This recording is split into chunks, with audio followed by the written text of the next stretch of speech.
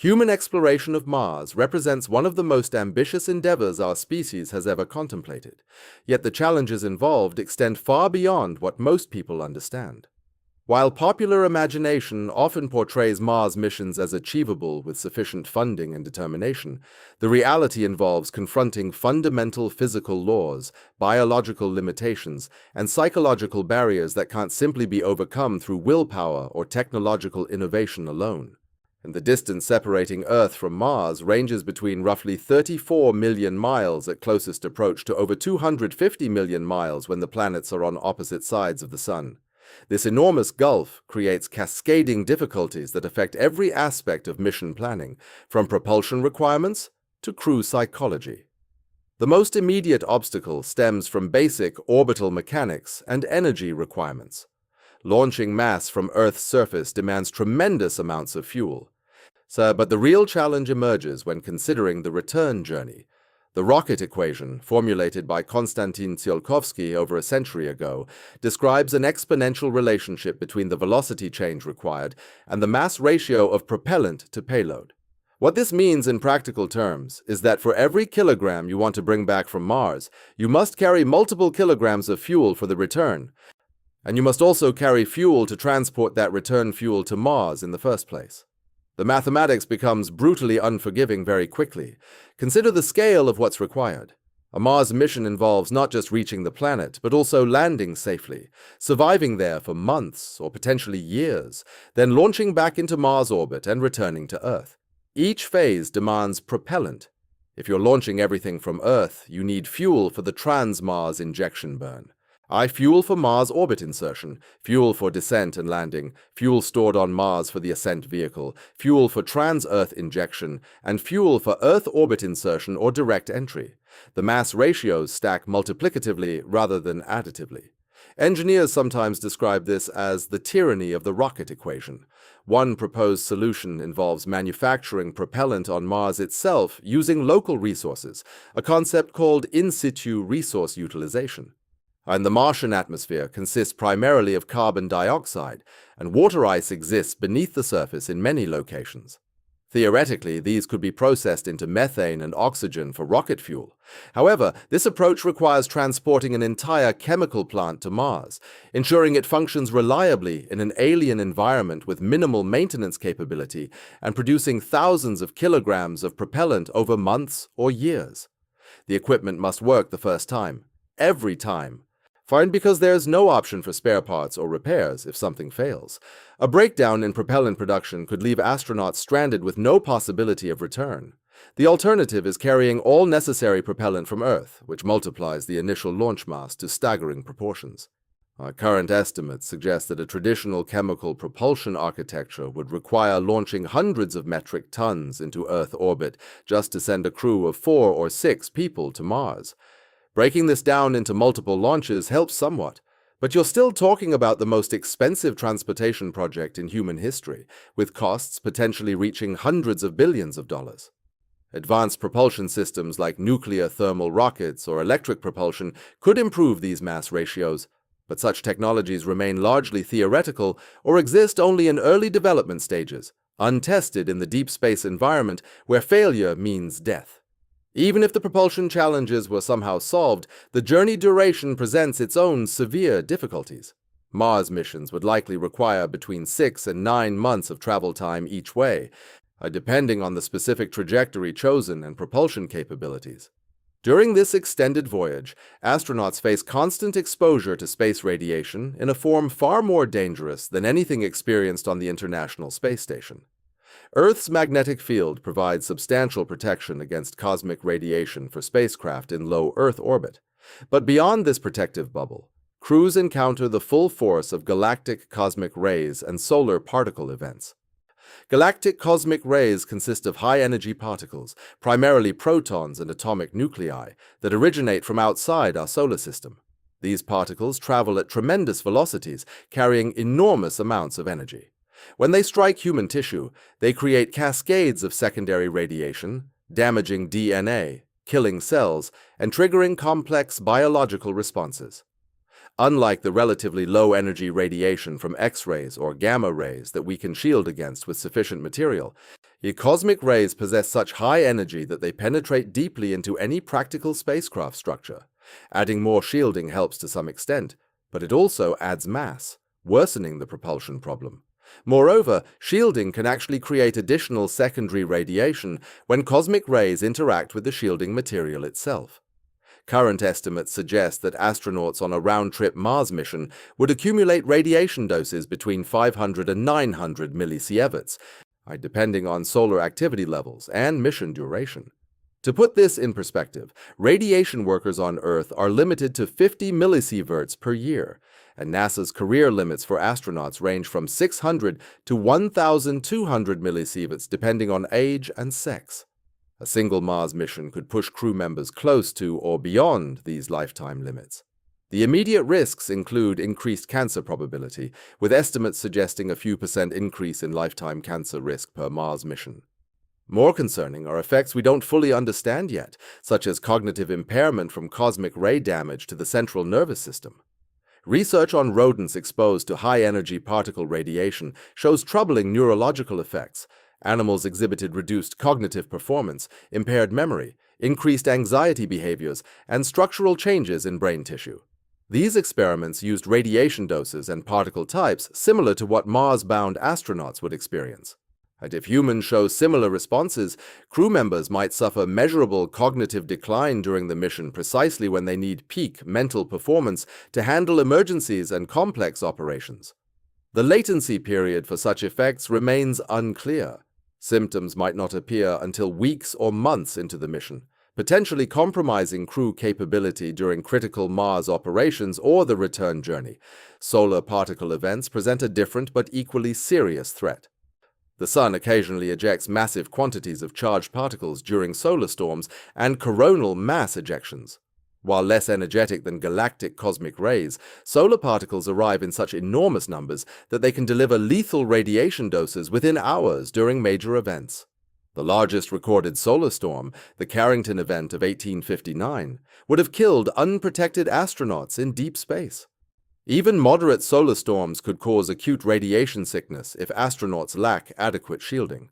Spacecraft designs typically include a storm shelter, a heavily shielded compartment where the crew can retreat during solar events, but this represents a partial solution at best. Crew members must detect the storm warning, reach the shelter quickly, and remain confined in a small space for days while the radiation levels subside. Any crew members outside the spacecraft during a surface excursion when a storm hits might not survive the exposure. The uncertainty surrounding radiation risk creates difficult ethical questions. We're contemplating sending people on missions where we genuinely don't know the full scope of health consequences they'll face.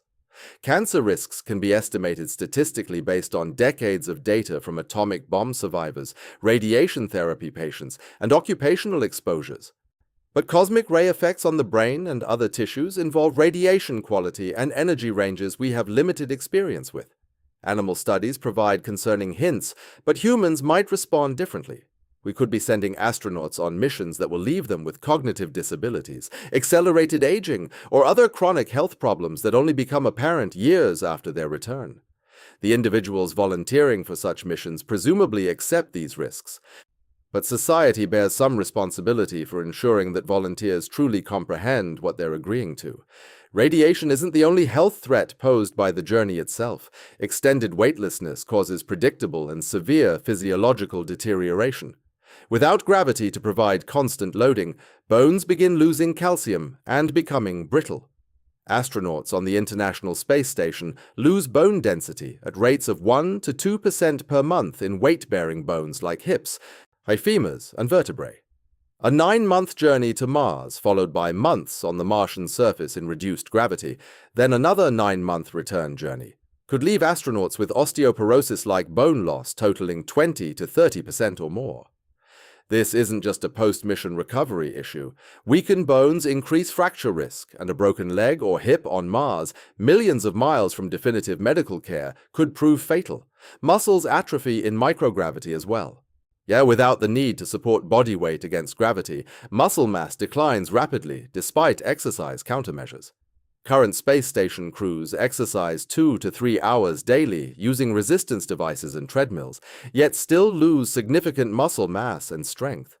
The cardiovascular system also deconditions, as the heart no longer needs to pump blood upward against gravity. Blood volume decreases, the heart actually shrinks slightly, and orthostatic intolerance develops.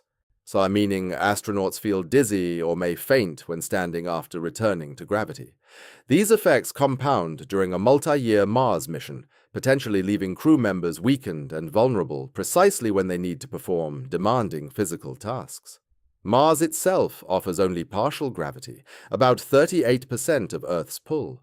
While this is considerably better than total weightlessness, we have no data on whether it's sufficient to prevent bone loss and muscle atrophy over extended periods. The human body might adapt adequately to Martian gravity, or it might continue deteriorating almost as rapidly as in weightlessness.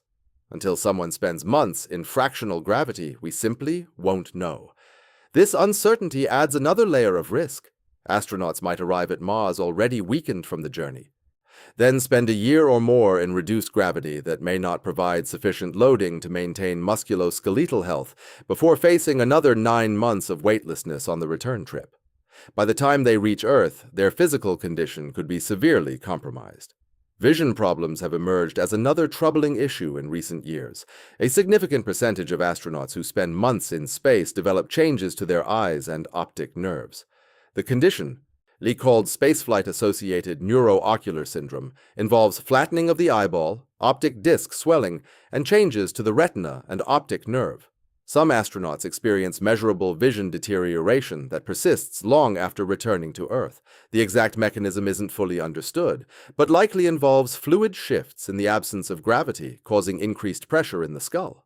For a Mars mission lasting 2 to 3 years total, these vision problems could progress to the point where crew members can't see well enough to perform critical tasks. Imagine trying to pilot a spacecraft or operate complex equipment with deteriorating vision and no possibility of getting proper medical care or returning home early. Medical emergencies represent one of the most sobering challenges of Mars missions. On Earth, even in remote locations, the evacuation to advanced medical facilities is possible within hours or at most a couple of days. On the International Space Station, crew members can return to Earth within a few hours if necessary, though this emergency return capability isn't always available. On Mars, there is no quick evacuation option. The planets align properly for efficient transfers only once every 26 months. If an astronaut suffers a severe medical crisis, appendicitis, a heart attack, a traumatic injury, he has internal bleeding, the crew must handle it with whatever medical supplies and equipment they brought along. The nearest trauma surgeon is millions of miles away, accessible only via delayed radio consultation. The psychological dimensions of Mars missions may ultimately prove more challenging than the physical ones. Human beings evolved as social creatures living in groups, moving through varied environments, experiencing changing seasons and natural rhythms. A Mars mission inverts nearly everything about our evolutionary heritage.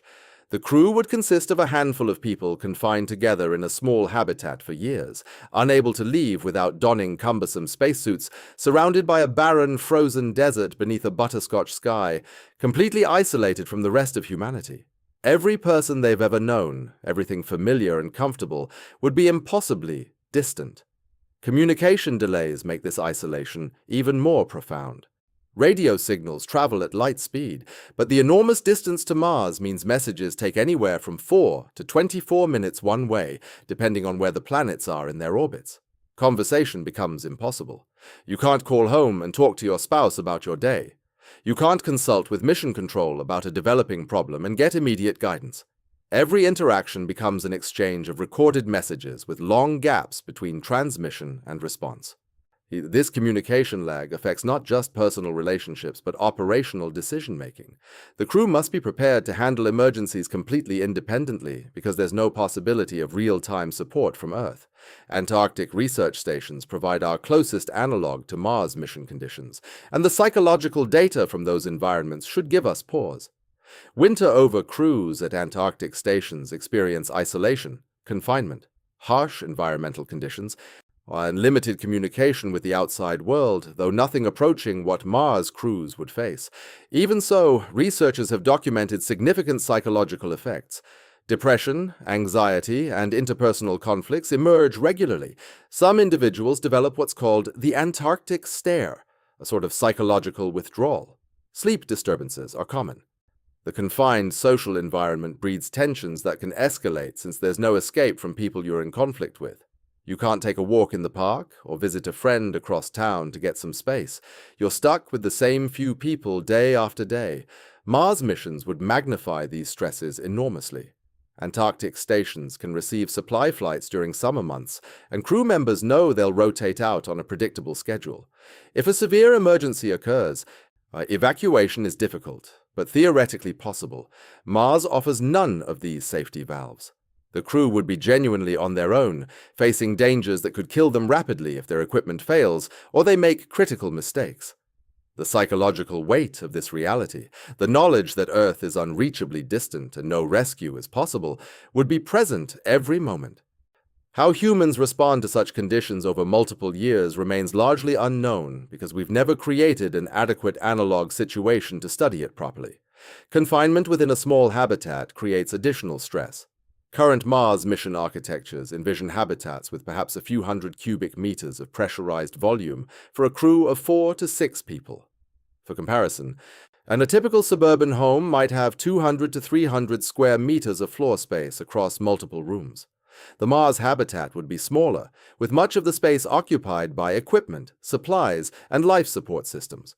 Crew members would live, work, sleep, eat, and spend their leisure time in this constrained environment for months or years. Privacy would be minimal or non-existent. Personal space would be severely limited. The monotony of surroundings would be unrelenting. With the same walls, the same equipment, the same faces day after day.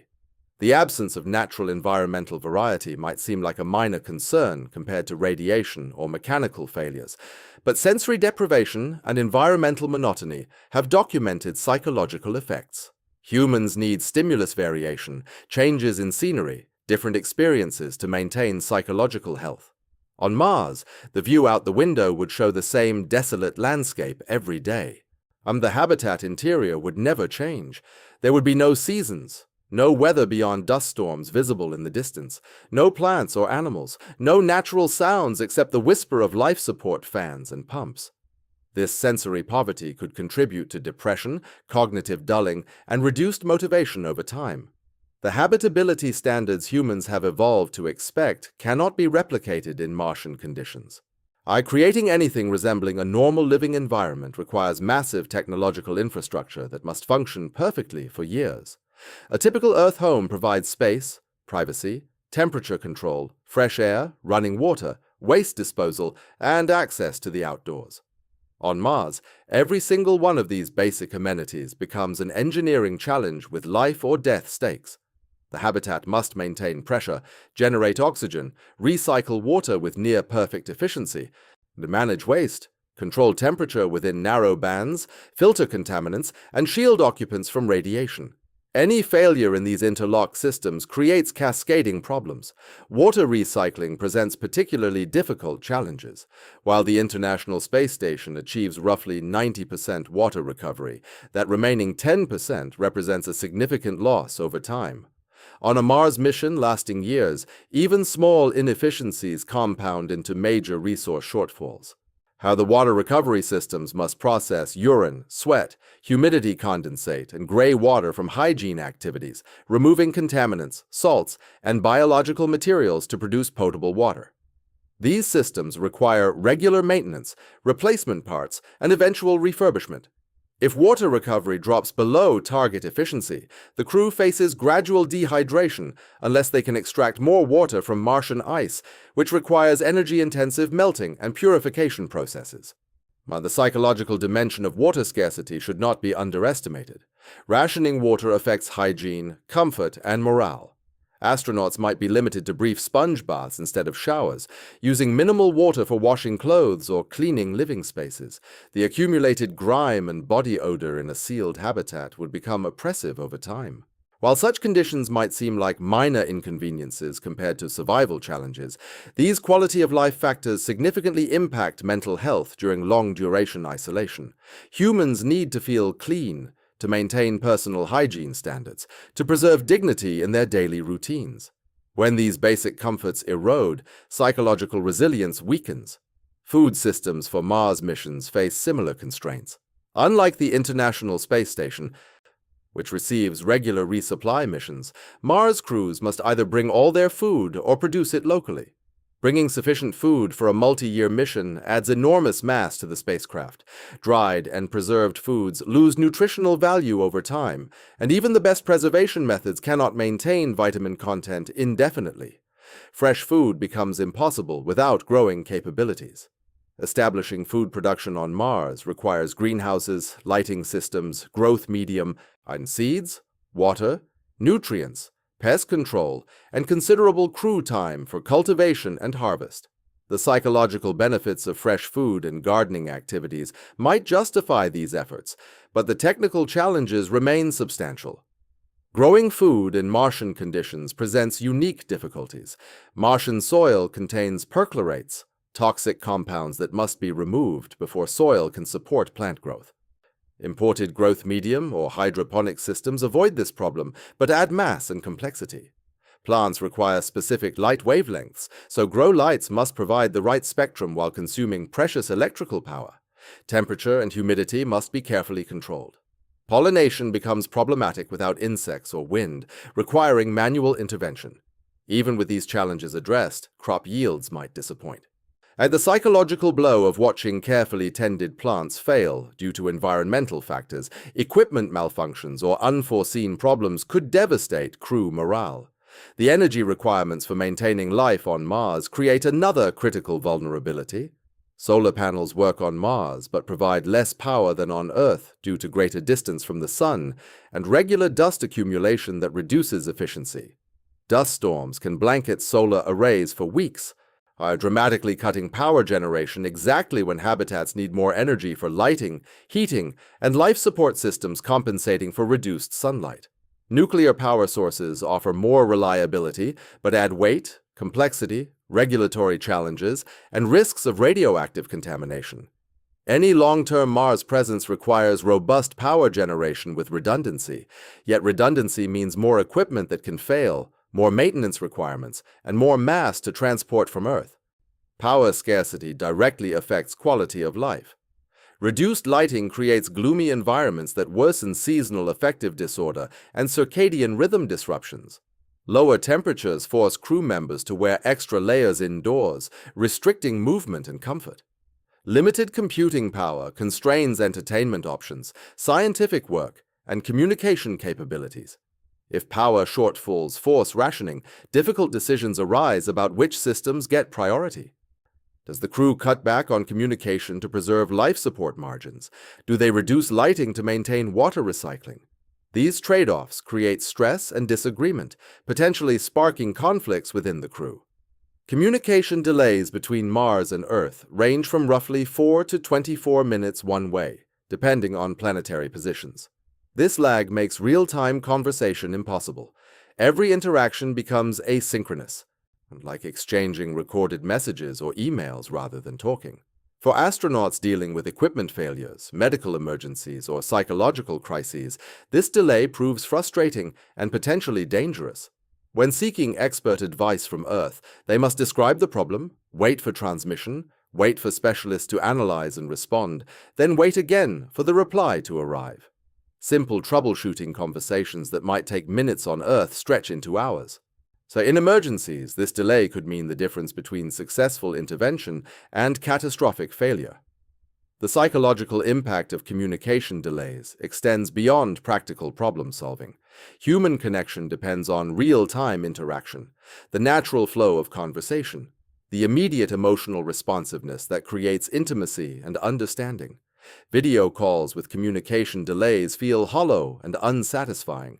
Crew members cannot spontaneously share excitement, receive immediate comfort during difficult moments, or engage in the playful banter that strengthens relationships.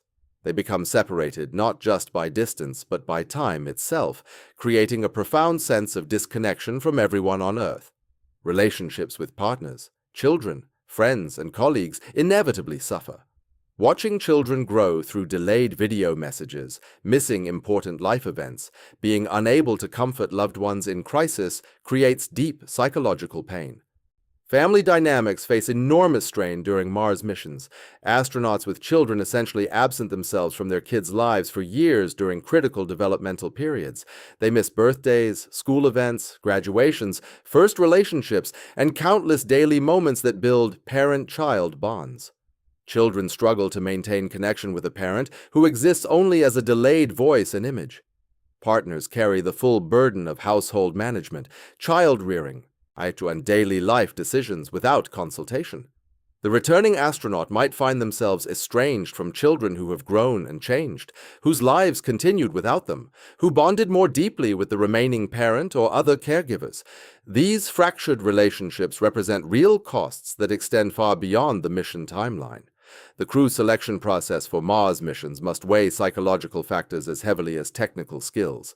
Choosing compatible individuals who can work together harmoniously in extreme confinement for years without major conflicts requires sophisticated assessment. Yet predicting human behavior under unprecedented stress proves notoriously difficult. Earth-based isolation studies provide some data, but they cannot fully replicate the psychological pressure of actual Mars conditions where real danger exists, no escape is possible, and delayed communication eliminates immediate support. And someone who performs well in simulation might deteriorate under genuine Mars mission stress. Personality conflicts that seem minor initially can amplify over time into serious interpersonal problems. The optimal crew size for Mars missions remains debated. Smaller crews reduce life support requirements, habitat mass, and food consumption, making missions more feasible with current technology. However, smaller crews increase psychological strain by limiting social interaction, providing fewer skill sets for problem solving, and offering no buffer if interpersonal conflicts develop. If one person in a 4-person crew becomes incompatible with another, the remaining crew faces years of tension and divided loyalties. Larger crews provide more social flexibility, broader expertise, and better ability to handle workload when individuals become ill or injured. But larger crews require bigger habitats, more consumables, and greater complexity in group dynamics. Finding the right balance requires understanding how group size affects both psychological health and mission success probability. Gender composition of Mars crews introduces additional considerations. Mixed-gender crews provide social balance and complete skill sets when technical qualifications distribute across genders. However, romantic relationships or sexual tension between crew members could complicate group dynamics in ways that threaten mission success. Space agencies historically avoid discussing sexuality in long-duration missions, yet biological drives do not disappear simply because humans travel to another planet. Romantic pairings might strengthen crew cohesion if relationships remain stable, or they might create jealousy, favoritism, and divided loyalties if relationships sour or form unequally. All-male or all-female crews eliminate romantic complications, but introduce their own social dynamics and might reinforce gender stereotypes about who belongs in space exploration. Medical capabilities on Mars missions must expand far beyond current spacecraft standards. On the International Space Station, serious medical emergencies can be addressed by returning the affected astronaut to Earth within hours. Mars crews have no such option. They must handle any medical situation that arises using only the equipment and expertise available within their habitat. This includes potential injuries, illnesses, infections, dental emergencies, surgical needs, psychiatric crises, and chronic condition management. Carrying sufficient medical supplies for every possible contingency adds considerable mass. Training crew members to handle medical procedures beyond their primary specializations requires extensive time and practice. Even with training, performing complex medical interventions in emergencies, tests, skills, and judgment in ways that can result in poor outcomes. Surgical capability on Mars presents particular challenges. Major trauma, appendicitis, kidney stones, hernias, or other conditions requiring surgery might develop during the mission. Performing surgery in reduced gravity with limited equipment, no specialized surgical team, no blood bank, and no emergency backup if complications arise pushes the boundaries of what is medically feasible. Anesthesia administration, sterile field maintenance, bleeding control, and post-operative care all become more difficult in Mars conditions. The psychological burden on a crew member who must perform surgery on a colleague with minimal training and crude equipment should not be underestimated. The potential for error, the weight of responsibility, and the trauma of causing harm while trying to help could scar that individual permanently. Dental problems illustrate how seemingly minor medical issues become serious concerns on Mars. Toothaches, cavities, abscesses, or broken teeth require intervention to manage pain and prevent infection. Without proper dental equipment and training, crew members must improvise treatments that might be inadequate or even harmful. Dental infections can spread to surrounding tissues and bloodstream, creating life-threatening sepsis if not properly treated. Bringing complete dental equipment adds mass, but provides crucial capability. Training crew members in basic dental procedures takes time away from other preparation. Yet facing years on Mars without adequate dental care could result in chronic pain, infection, and reduced mission capability for affected crew members. Mental health intervention capabilities must also be available on Mars. Psychiatric medications, therapy expertise, crisis intervention protocols, and possible physical restraint capability might all become necessary if a crew member develops serious psychological problems. Depression, anxiety, psychosis, suicidal ideation, or aggressive behavior could emerge despite careful crew selection and psychological screening. Handling these situations without specialized psychiatric staff, without secure facilities for isolating dangerous individuals, and without immediate expert consultation from Earth tests crew cohesion and decision-making capacity. If a crew member becomes non-functional or actively dangerous, the remaining crew must manage both the affected individual and the increased workload their incapacitation creates. The environmental psychology of Mars habitats requires careful attention that often gets overlooked in technical planning. Color schemes, lighting quality, spatial layout, noise management, privacy provisions, and aesthetic considerations all affect psychological well-being over long periods. Institutional environments with harsh lighting, monotonous colors, cramped spaces, and constant background noise create psychological stress that accumulates over time. Designing habitats that feel like homes rather than machines requires deliberate effort and adds mass for furnishings, decorations, plants, artwork, and other amenities that provide no direct survival value, but substantially improve quality of life. Privacy becomes precious in confined quarters. While crew members will necessarily share most spaces, providing some private refuge where individuals can retreat, have personal conversations with Earth, or simply be alone becomes essential for psychological health. Sharing sleeping quarters, having no space for solitude, and being constantly visible to others creates psychological pressure that can trigger irritability, resentment, and conflict. Habitat designs must balance efficient use of limited space against human needs for territorial control and periodic isolation from social demands. Noise control in enclosed habitats presents engineering challenges with psychological implications. Life support systems generate constant background sounds from fans, pumps, filters, and compressors. Equipment operation, crew movement, and daily activities add additional noise. Without proper acoustic insulation and sound management, habitats become chronically loud environments that interfere with sleep, concentration, and relaxation. Constant noise exposure contributes to stress, fatigue, hearing damage, and reduced cognitive performance. Creating quiet spaces where crew members can escape auditory stimulation requires additional mass for sound-dampening materials and careful engineering to isolate noisy equipment from living areas. Sleep quality on Mars deserves special consideration. Proper sleep is foundational for physical health, cognitive function, emotional regulation, and immune system performance. Yet multiple factors on Mars conspire to disrupt sleep. Reduced gravity affects circulation and creates nasal congestion. Equipment noise creates auditory disturbance. Light cycles that don't match Earth patterns disrupt circadian rhythms. Stress, worry, and psychological tension cause insomnia. Uncomfortable sleeping arrangements in confined spaces reduce sleep quality. If crew members develop chronic sleep deprivation, their judgment, reflexes, emotional stability, and health all deteriorate.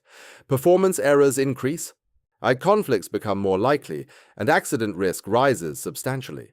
The problem of smell in closed environments rarely gets discussed, but significantly affects comfort and morale. Human bodies produce odors from sweat, breath, flatulence, and skin oils. Food preparation creates smells that linger in recycled air. Equipment can develop distinctive odors from outgassing materials, overheating components, or contamination. Waste management systems carry obvious odor challenges despite the best engineering efforts. In a sealed habitat, where air continuously recirculates through filters, these smells accumulate and blend into an omnipresent background odor that becomes difficult to tolerate. Crew members cannot simply open a window for fresh air. They live permanently in their own collective smell, which can trigger disgust, nausea, and psychological distress. The Mars mission timeline creates additional psychological challenges through distinct phases with different stressors. The initial phase involves high workload, novel experiences, and sustained motivation as crew members establish their presence and begin scientific work. This honeymoon period eventually gives way to a middle phase where novelty wears off, isolation becomes oppressive, and the sheer duration of remaining mission time creates psychological weight. And the final phase might see renewed energy as Earth return approaches, but it could also bring exhaustion, burnout, and decreased caution as crew members focus on finishing rather than maintaining safety standards. Understanding these phase-specific risks helps in planning support interventions and scheduling mission activities to maintain engagement. The return journey presents its own psychological challenges despite being shorter than the outbound voyage. Crew members will be physically weakened from reduced gravity exposure, potentially dealing with health problems that develop during surface stay, and psychologically exhausted from years of confinement and stress. They face months more in spacecraft transit, similar to the outbound journey but in worse physical condition. The anticipation of Earth return provides powerful motivation. Yet the reality of continued confinement with deteriorated health might create frustration and impatience that increases risk-taking or conflict. If serious problems develop during return transit, the crew might lack the physical reserves and psychological resilience to mount effective responses. Readaptation to Earth after Mars return creates another difficult transition. Astronauts returning from the International Space Station require weeks or months to recover bone density, muscle mass, new cardiovascular function, and balance after much shorter microgravity exposure. Mars mission crews face potentially more severe physiological damage from longer reduced gravity exposure combined with radiation effects and potential malnutrition or illness during the mission. Their recovery might take years and might be incomplete. Some astronauts could face permanent disability, chronic pain, increased cancer risk, accelerated aging, or cognitive impairment from their Mars experience. And the psychological reintegration after Mars return presents challenges that former astronauts have described after shorter missions. Coming back to Earth's noise, crowds, chaos, and complexity after years in a small, controlled environment creates overwhelming sensory and social demands. Relationships that were strained or broken during the mission might not heal. Career prospects might have diminished during the long absence. And the astronauts' fame and unique experience create barriers to normal social interaction as they become objects of fascination rather than ordinary people. Depression, post-traumatic stress, substance abuse, and relationship failures have affected some astronauts after much shorter missions. Mars returnees might face even more severe reintegration challenges. The fundamental question underlying all these practical challenges is whether the scientific and inspirational value of human Mars missions justifies the enormous costs, risks, and human suffering involved. Robotic missions can conduct much of the scientific work at far lower cost and risk. Telescopes, orbital platforms, sample return missions, and increasingly sophisticated robots provide massive amounts of data about Mars without exposing humans to danger. On the argument that human adaptability and decision-making capacity justifies crewed missions becomes less compelling as artificial intelligence and remote operation capabilities improve. Perhaps the real driver for human Mars missions is not science, but symbolic achievement, national prestige, or the human desire to explore that exists independent of practical justification. Yet even viewing Mars missions as primarily symbolic achievements requires honest assessment of what we are asking people to endure. If we frame Mars exploration as heroic adventure, we risk minimizing the genuine suffering, fear, physical damage, and psychological trauma that crews will likely experience. History shows that exploration often involves terrible costs for those who undertake it. Polar expeditions resulted in death, frostbite, scurvy, and psychological breakdown for many participants. High-altitude mountaineering kills experienced climbers regularly despite improved equipment and knowledge. Deep-sea exploration has claimed lives and left survivors with permanent injuries. Space exploration will exact similar costs from those who venture to Mars. So the ethical responsibility of sending humans to Mars requires clear-eyed acknowledgement that we are asking volunteers to accept extraordinary risks and hardships for goals that serve broader society rather than their personal benefit. While astronauts choose this path, their informed consent depends on honest representation of the dangers and challenges they will face. Space agencies and mission planners have sometimes downplayed risks or promoted optimistic timelines that reality does not support. Building public and political support for Mars missions by emphasizing adventure and minimizing danger might succeed in securing funding, but it does injustice to the people whose lives and health are at stake. Training programs for Mars missions must prepare crew members not just technically, but psychologically and emotionally for what they will endure. This includes explicit discussion of worst-case scenarios, practice in managing severe stress and fear, development of coping strategies for isolation and confinement, and realistic simulation of mission challenges. Psychological screening should identify individuals with genuine resilience rather than those who simply test well or present confident facades that might crack under real pressure. Support systems for crew families must be robust, say providing resources to help partners and children manage the long absence and potential loss of their astronaut family member. The medical ethics of Mars missions raise difficult questions about acceptable risk and experimental procedures. Astronauts will effectively become research subjects testing human physiological limits in reduced gravity and radiation environment. The knowledge gained from their experience might benefit future missions, but they bear the costs in their own bodies. Balancing scientific research goals against crew health protection creates ethical tensions. Similarly, the development of medical countermeasures such as pharmaceutical radiation protection or genetic modifications to enhance radiation resistance crosses into experimental medicine that requires careful ethical review and genuine informed consent. The backup plan for Mars mission failures requires uncomfortable planning that mission advocates might prefer to avoid. If a crew becomes stranded on Mars due to equipment failure, depleted resources, or medical emergency that prevents return, Earth faces a terrible decision about how to respond. Attempting a rescue mission might be technically impossible within useful timelines. Providing additional supplies via robotic missions could extend survival, but might only postpone the inevitable if core systems have failed. The world would potentially watch astronauts slowly dying on Mars, harm their situation broadcast in delayed transmissions while being unable to help. Planning for how to handle such scenarios, how to support dying astronauts, and how to manage the global psychological impact of such a tragedy should be part of mission development rather than something addressed only if disaster occurs. The mental health dimension of Mars missions extends far beyond simply dealing with isolation.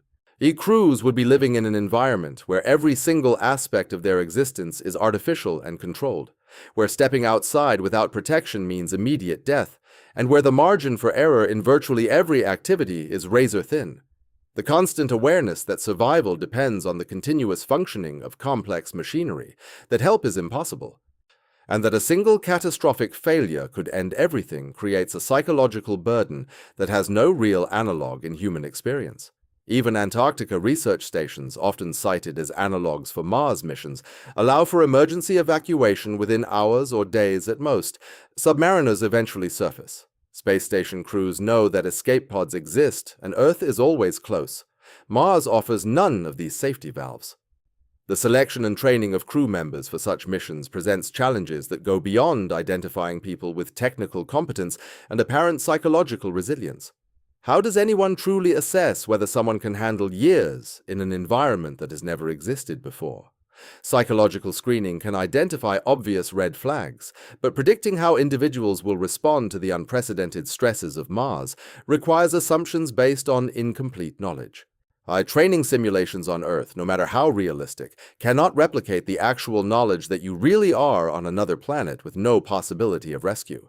The psychological impact of that reality might only become apparent after it's too late to do anything about it.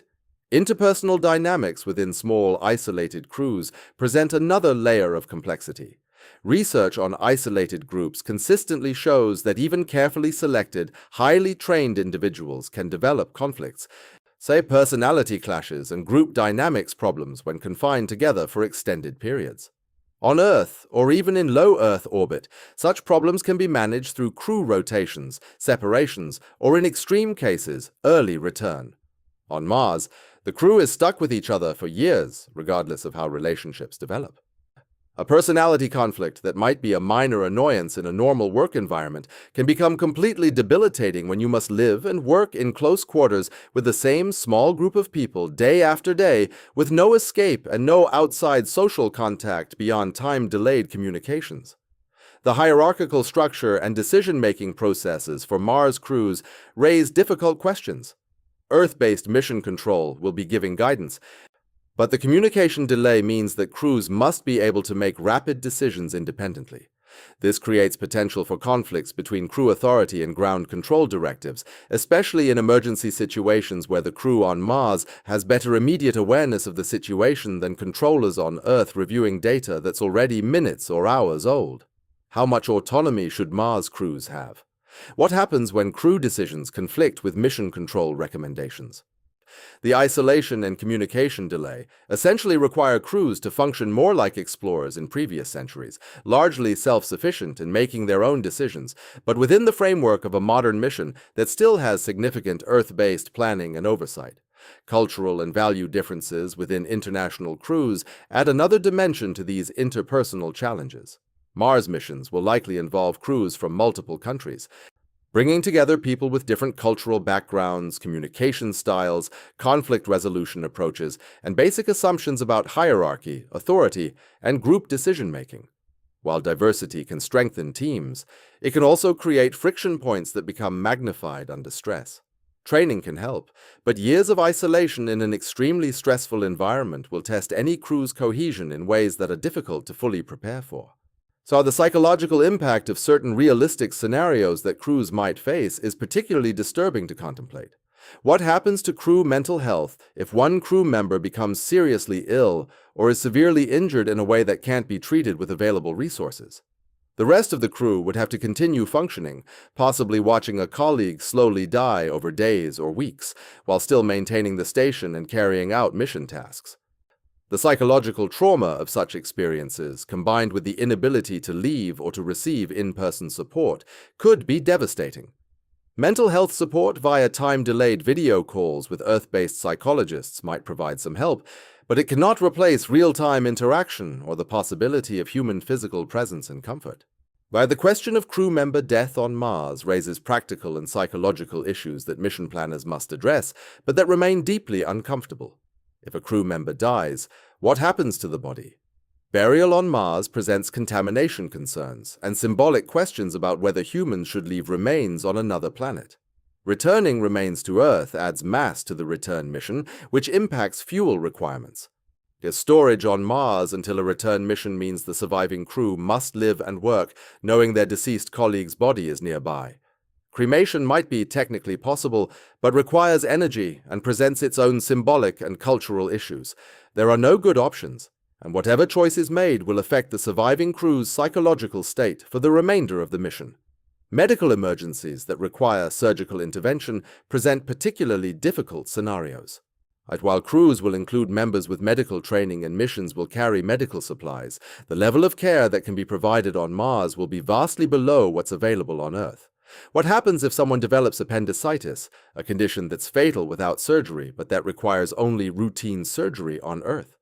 The crew medic might attempt surgery in a makeshift operating environment, with only theoretical training and remote guidance from Earth-based surgeons, or the crew might have to watch their colleague die from a condition that would be trivial to treat on Earth. Either scenario would be psychologically devastating and could affect crew cohesion and individual mental health for the remainder of the mission. The knowledge that certain injuries or illnesses on Mars would be survivable on Earth but fatal on Mars creates a constant psychological burden. Every headache might be an aneurysm. Every chest pain might be a heart attack. Every abdominal pain might be appendicitis or internal bleeding. The absence of advanced diagnostic equipment means uncertainty about whether symptoms represent minor issues or serious problems, and even if diagnosis were possible, treatment options might be limited or non-existent. This uncertainty and vulnerability is part of the daily psychological environment that crews must endure. The social isolation of Mars missions differs fundamentally from other forms of isolation that humans have experienced. Antarctic researchers, submariners, and astronauts on space stations all maintain the knowledge that they're still part of human civilization, that they can access news and entertainment from Earth in real time, and that they share the same day and night cycle with most of humanity. Mars crews will experience Earth communications with significant delays, making real-time conversation impossible. They'll operate on a Martian day that's about 40 minutes longer than Earth's day, gradually drifting out of sync with Earth's schedule. News from Earth will arrive old, already outdated by the time it's received. The sense of disconnection from human civilization, of becoming a separate and isolated outpost of humanity rather than remaining fully part of it, could be profoundly alienating. And the view from Mars would offer constant reminders of this isolation. Earth would be visible as a star in the Martian sky, but not as the large familiar sphere that astronauts see from low Earth orbit.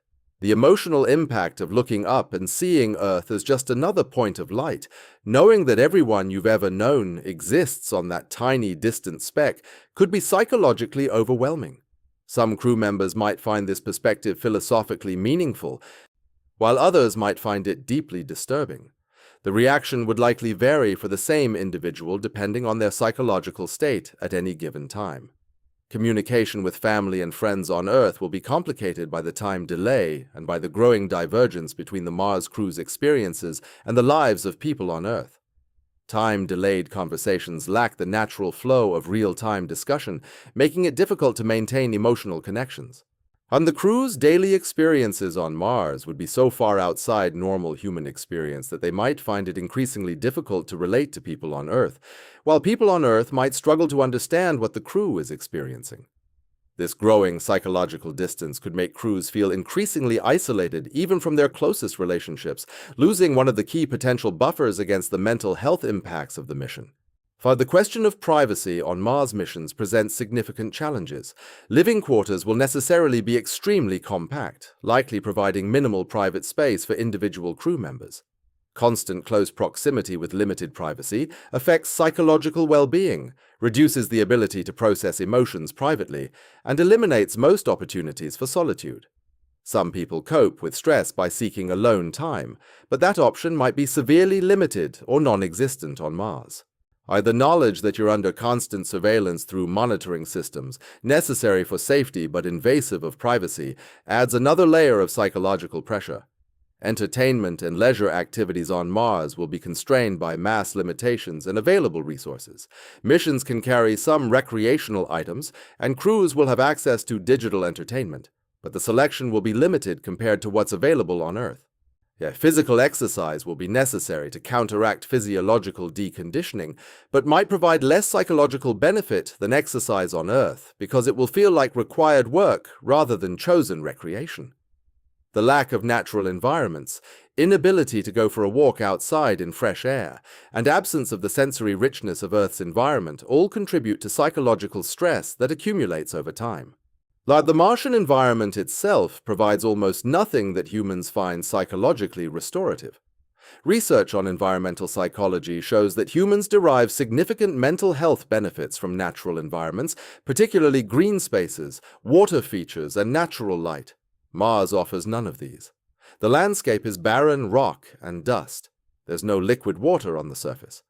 But the sunlight is dimmer and filtered through a thin atmosphere that gives the sky a butterscotch color rather than Earth's familiar blue. The complete absence of life means no plants, no animals, no ecosystem to observe or interact with. This environmental barrenness, experienced day after day for years, represents a form of sensory deprivation that could have cumulative psychological effects. So attempts to create psychologically supportive environments inside Mars habitats face severe constraints. Growing plants for food might provide some psychological benefit through caretaking activities and the presence of living things, but the scale will be limited by resources and space. Interior color schemes, lighting, and design can be optimized for psychological well-being, but the habitat will still be a compact industrial facility, not a home. Virtual reality might offer some escape through simulations of Earth environments, but it's a poor substitute for actual experience and might even heighten the psychological distress by emphasizing what's missing. The lack of normal environmental cues that regulate human biological rhythms presents another challenge. On Earth, natural light cycles, temperature variations, and seasonal changes provide environmental cues that help regulate circadian rhythms and mood. On Mars, crews will live in artificially lit, climate-controlled habitats where environmental conditions remain relatively constant. The Martian day is slightly longer than Earth's day, potentially disrupting circadian rhythms. The Martian year is nearly twice as long as Earth's year, with seasons that don't correspond to anything in human experience. The lack of normal environmental rhythms could contribute to sleep problems, mood disorders, and general psychological malaise. And the responsibility that crew members bear, both to each other and to the mission, creates additional psychological pressure. Each person's performance affects not just themselves, but the entire crew's survival. Mistakes or poor decisions could be fatal for everyone. This responsibility, combined with the high-stakes environment and lack of backup options, creates pressure that must be maintained constantly over years. There's no weekend off, no vacation from the reality of being on Mars. But even during sleep, crews must remain aware that alarms might sound requiring immediate response to emergencies. The question of alcohol and other substances on Mars missions raises difficult policy issues. Alcohol has traditionally been part of human culture, often used for social bonding and stress relief. Some space programs have prohibited alcohol, while others have allowed limited quantities. On a multi-year Mars mission, a complete prohibition might contribute to psychological stress and crew tension.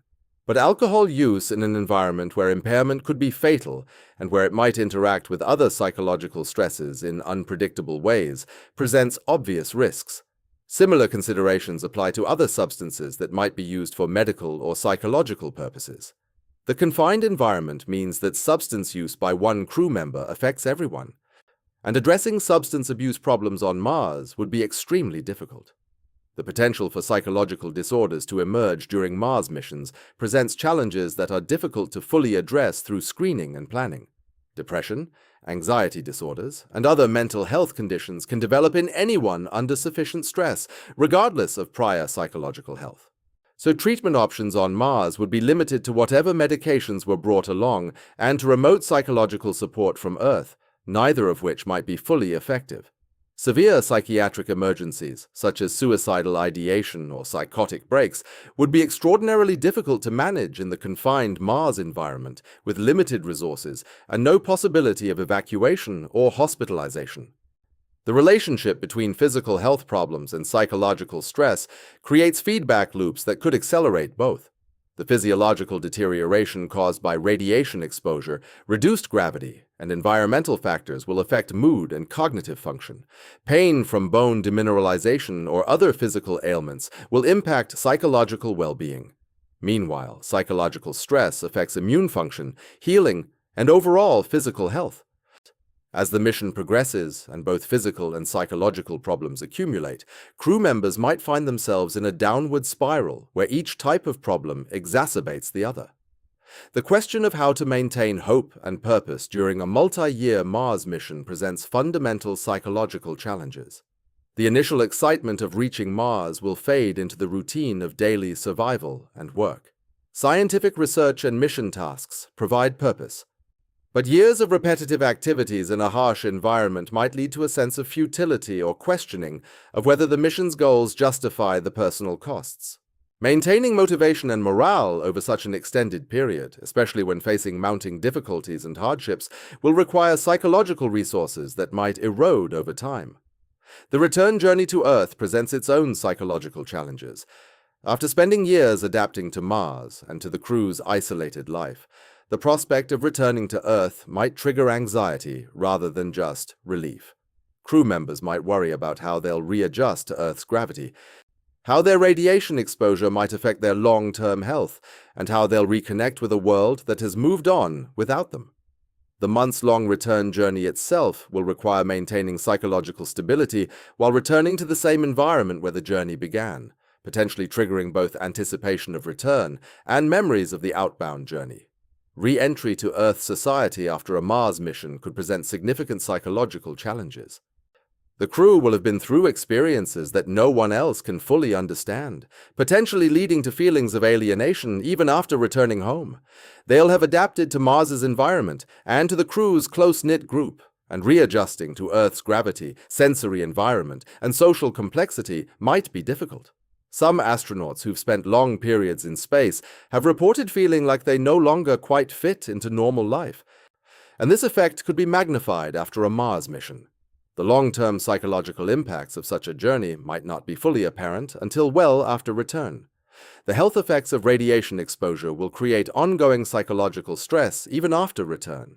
Crew members will face elevated cancer risks for the rest of their lives and might experience other radiation-related health problems. Every illness or symptom might trigger fear that it's related to radiation exposure. And the knowledge that their Mars mission might have shortened their lifespan or increased their disease risks, even if those risks don't materialize into actual illness, represents a psychological burden that crew members will carry indefinitely.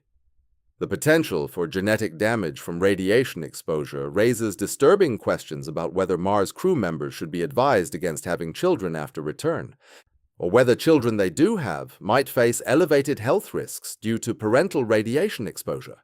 While the actual risks are difficult to quantify, the uncertainty itself creates psychological pressure. Crew members who hope to have families after their Mars mission might face difficult decisions about whether to do so, decisions complicated by imperfect knowledge about the actual risks involved.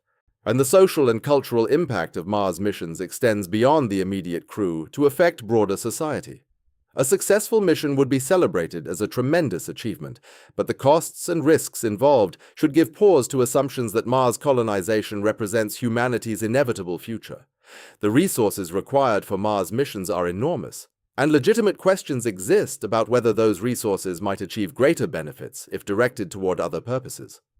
The cultural narrative around space exploration often emphasizes adventure and achievement, while downplaying or dismissing the very real risks and limitations, potentially setting unrealistic expectations.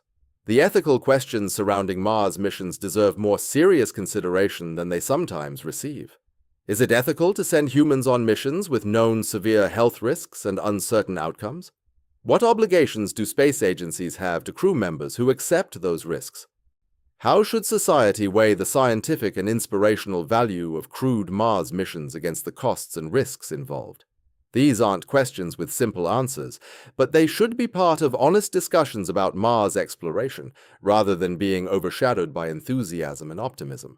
The technological optimism that characterizes much discussion of Mars missions sometimes obscures the fact that some challenges aren't primarily technological, but rather stem from fundamental physics and biology.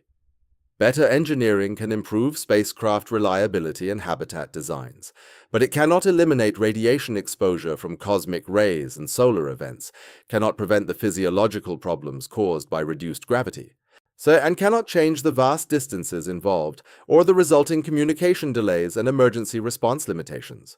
Assuming that future technology will solve these problems represents faith rather than evidence-based planning.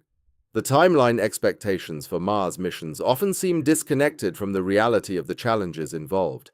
Announcements about missions planned for the 2030s or 2040s might be politically or organizationally useful, but they risk creating false expectations about what's actually achievable within those timeframes.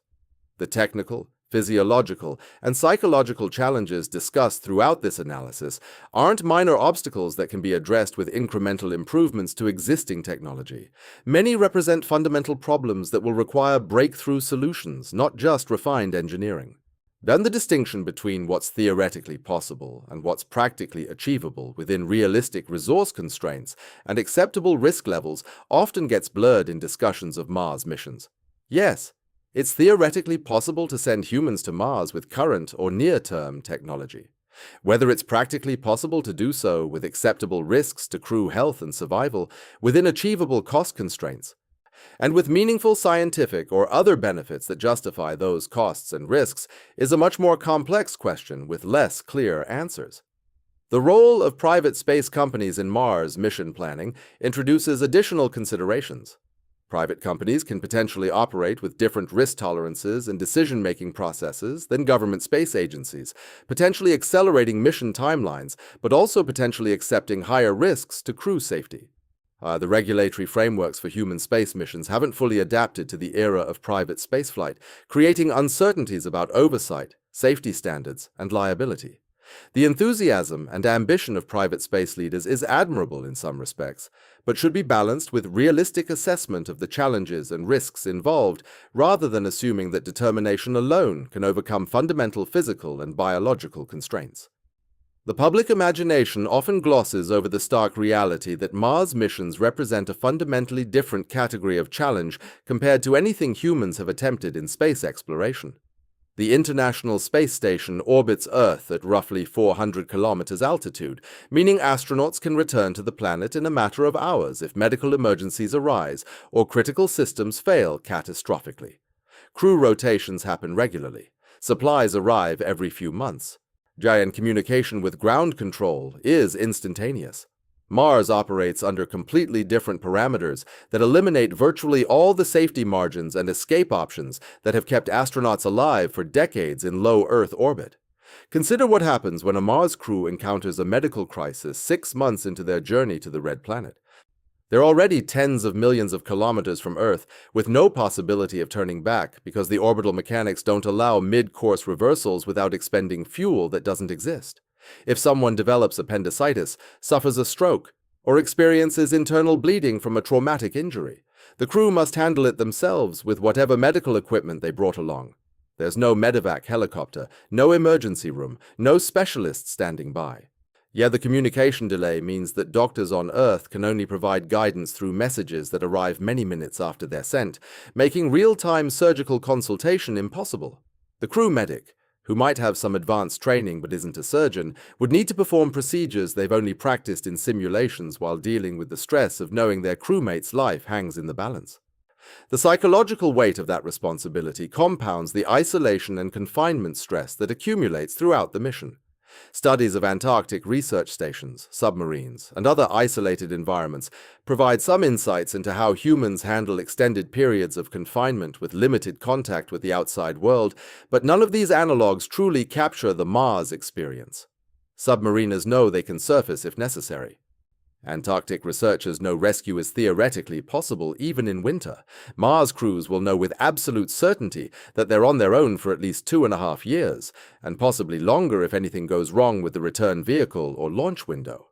The habitat on Mars will be cramped by necessity because every kilogram of structure required tremendous energy to land on the surface.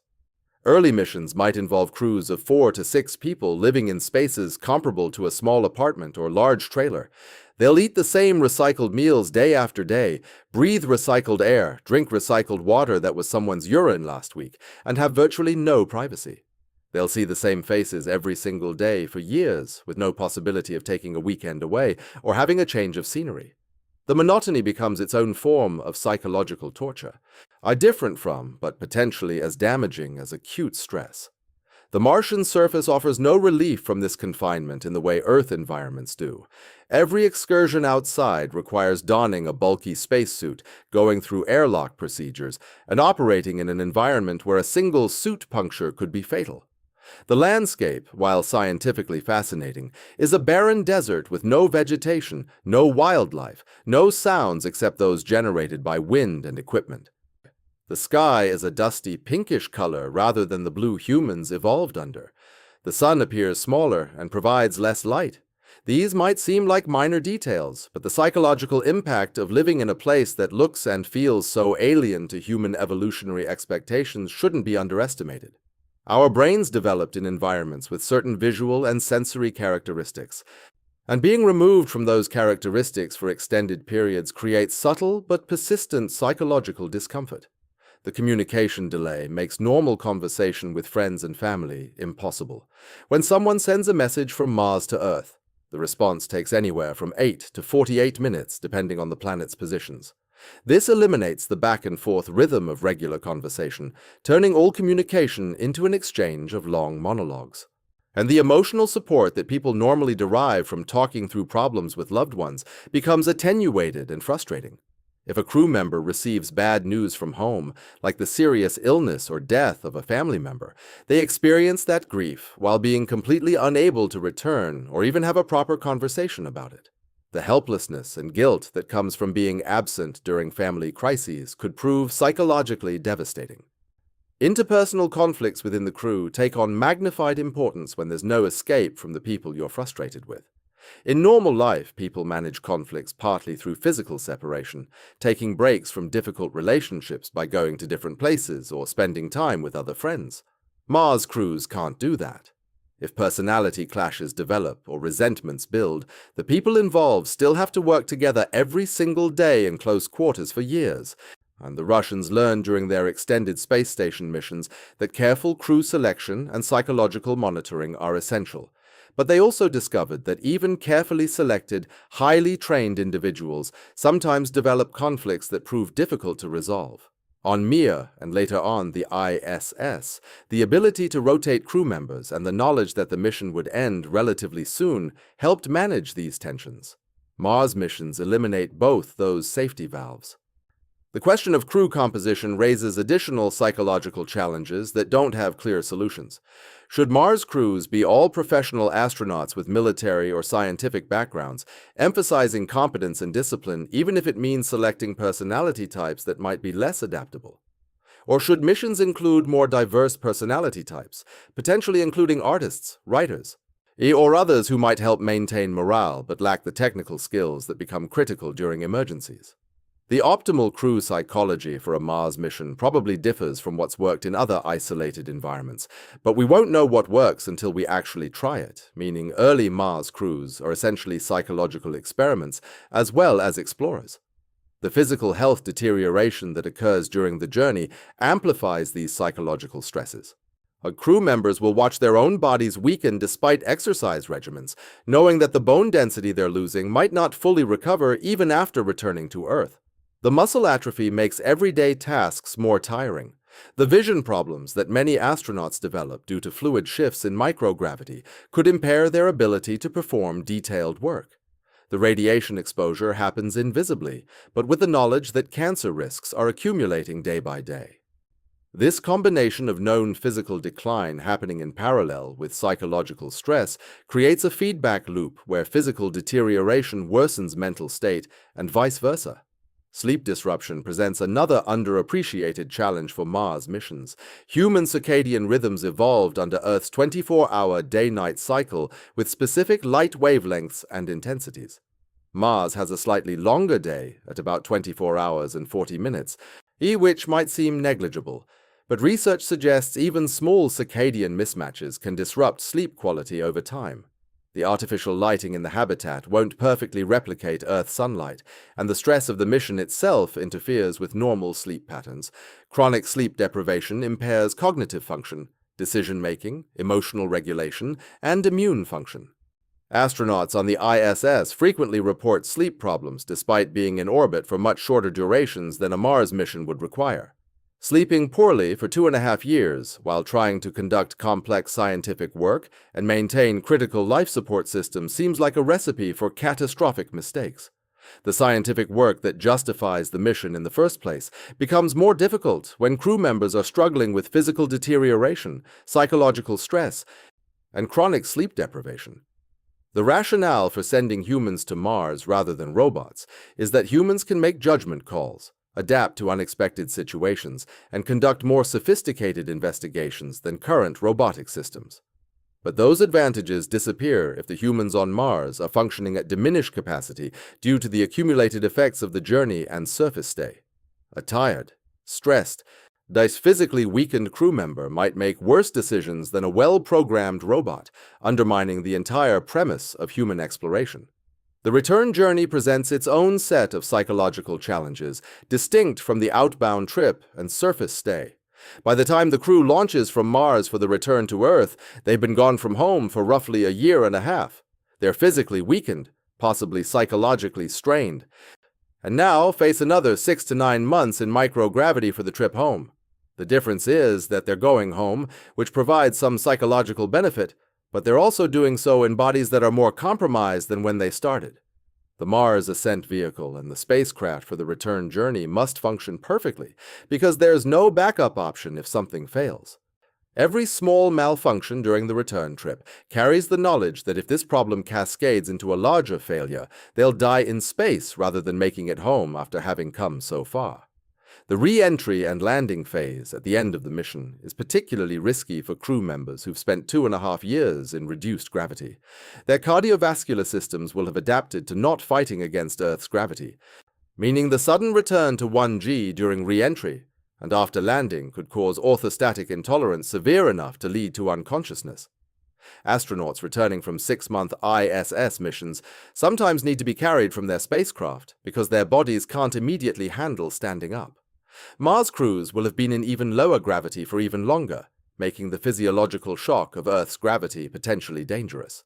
The period immediately after landing, I say when the crew should be celebrating their return, but instead are lying down unable to stand because their cardiovascular systems can't maintain adequate blood pressure, provides a sobering reminder of how profoundly the mission has affected their bodies. The long-term health consequences won't be fully apparent for years or decades after the mission. Cancer from radiation exposure typically takes 5 to 20 years to develop, meaning Mars astronauts might return seemingly healthy only to face increased cancer rates years later. The bone density loss might leave them with early onset osteoporosis, increasing fracture risk for the rest of their lives. The vision problems that some astronauts develop might be permanent or worsen over time. The psychological effects of the isolation and stress might manifest as depression, anxiety, or post-traumatic stress that requires ongoing treatment. These delayed health impacts raise ethical questions about whether it's acceptable to expose astronauts to risks that might not become apparent until long after the mission ends. The informed consent process for Mars crews becomes complicated by the uncertainty around many of these risks. Astronauts can't truly give informed consent to risks that aren't fully characterized or understood. We can estimate radiation exposure levels and make predictions about cancer risk based on those estimates. But the actual risk for any individual depends on factors we can't perfectly predict. The psychological risks are even more uncertain because individual responses to stress and isolation vary considerably. An astronaut who passes all the psychological screening might still experience severe mental health problems during the mission because we don't have reliable predictors of how someone will respond to the unique combination of stresses a Mars mission presents. They're consenting to participate in an experiment where they themselves are partly the test subjects, and the results of that experiment might not be fully known until years after it concludes. The question of who gets to make the choice to accept these risks becomes more complex when considering that highly motivated, achievement-oriented individuals might systematically underestimate risks or downplay concerns to increase their chances of being selected for the mission. Astronauts are typically not risk-averse people. They've spent their careers doing dangerous things and succeeded through a combination of skill, preparation, and luck. That professional background might make them less objective about the risks of Mars missions compared to people who aren't emotionally invested in going. And the space agencies selecting crew members have to balance respecting astronauts' autonomy to take risks with their professional responsibility to not send people on missions where the risks are genuinely unreasonable, regardless of the participants' willingness. The financial and political pressures to proceed with Mars missions sometimes override careful risk assessment. Space agencies and private companies have invested billions of dollars in developing Mars mission capabilities and face pressure from political leaders, investors, and the public to show results. The temptation to downplay risks or express overconfidence in risk mitigation strategies becomes strong when admitting to serious concerns might jeopardize funding or public support. And this creates a dangerous dynamic where the people closest to the technical challenges might feel pressured to be more optimistic than the actual situation warrants. History shows that space disasters have often occurred when organizational cultures discouraged dissenting voices or pressure to maintain schedules overrode safety concerns. The comparison to historical exploration is sometimes used to justify accepting the risks of Mars missions, as with modern astronauts compared to the sailors who ventured across unknown oceans or the explorers who reached the poles. But this comparison has significant limitations. Historical explorers certainly faced deadly risks, and many expeditions ended in disaster, but they weren't operating under the physical constraints that govern space travel. If Magellan's ships had encountered unexpected problems, they could at least breathe the air and potentially find food and water. Antarctica explorers faced brutal conditions, but gravity and atmospheric pressure functioned normally. Mars removes even these basic environmental features that make human survival possible, meaning the margin for error is fundamentally smaller than any previous exploration. Additionally, the ethical standards for what risks are acceptable have changed considerably since the age of exploration, when human life was generally valued less and leaders more casually sent people into deadly situations. The question of whether Mars missions are worth the risks ultimately depends on what we hope to achieve, and whether those goals require human presence rather than robotic exploration. Scientific return is one justification, but robots continue to become more capable and are already conducting sophisticated investigations on Mars without putting human lives at risk. The argument that humans can make intuitive judgments and adapt to unexpected situations better than robots is true, but becomes less compelling as artificial intelligence and robotic autonomy improve. The argument that humans need to become a multi-planetary species to ensure long-term survival is philosophically interesting, but doesn't necessarily justify rushing Mars missions with current technology when waiting for better radiation shielding, propulsion systems, or medical capabilities might significantly reduce risks. The inspirational value of human Mars exploration is real and shouldn't be completely dismissed. So the Apollo program inspired generations of scientists and engineers and demonstrated what humans could accomplish through focused effort and resources. A successful Mars mission could have similar inspirational effects and drive technological development that benefits other areas. But inspiration achieved through missions where astronauts die or return with severe long-term health problems would have the opposite effect, potentially setting back space exploration for decades due to public revulsion at the human cost. The inspirational value only materializes if missions succeed without catastrophic consequences, and given the risks involved, success is far from guaranteed. The infrastructure requirements for supporting human life on Mars for the duration needed to make the mission worthwhile rather than just a brief visit further complicate the challenge. Landing on Mars for a few days or even weeks might be technically achievable with current technology, though still enormously risky, but wouldn't provide enough time to accomplish scientific goals that justify the cost and risk. Meaningful surface operations probably require stays measured in months or even years, which means establishing habitats, power systems, life support, and other infrastructure capable of functioning reliably in the Martian environment for extended periods. Each additional system adds complexity and potential failure points. The habitat needs to maintain pressure, temperature, and atmospheric composition within narrow ranges continuously, because any significant deviation could be fatal. The power system needs to function through dust storms that can block sunlight for weeks, meaning nuclear power might be necessary, but that adds regulatory complexity and safety concerns. The water recycling and air revitalization systems need to work essentially perfectly, because the crew can't survive long if these systems fail. The backup systems for critical infrastructure multiply the mass that needs to be landed on Mars, which multiplies the fuel requirements, which multiplies the mission cost and complexity. Every kilogram of equipment and supplies requires roughly 10 kilograms of fuel to land it on Mars when accounting for the entire mission profile. The temptation to reduce redundancy to save mass and cost increases the risk that a single failure becomes catastrophic. Finding the right balance between adequate safety margins and practical mission constraints is difficult and involves making judgment calls where reasonable people might disagree about what level of risk is acceptable. The testing and validation of life support systems for Mars missions is constrained by our inability to perfectly replicate the Martian environment on Earth. We can test equipment in vacuum chambers, radiation environments, and simulated Martian soil, but combinations of factors that occur on Mars are difficult to fully simulate. Equipment might function perfectly in individual tests, but fail in unexpected ways when exposed to the actual combination of low pressure, temperature extremes, dust, and radiation present on Mars. And the first crews to use this equipment are essentially participating in operational tests under conditions where failures could be fatal. This isn't entirely different from test pilots who fly new aircraft knowing that undiscovered problems might cause crashes. But the key difference is that test pilots can usually eject or make emergency landings if serious problems arise. Mars crews don't have comparable escape options. The development timeline for Mars missions creates pressure to move forward before all problems are fully solved.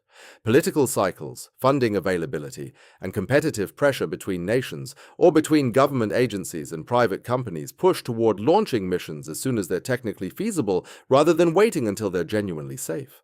The difference between technically feasible and genuinely safe represents the gap where astronauts' lives are risked to meet schedules that are driven partly by factors unrelated to actual readiness.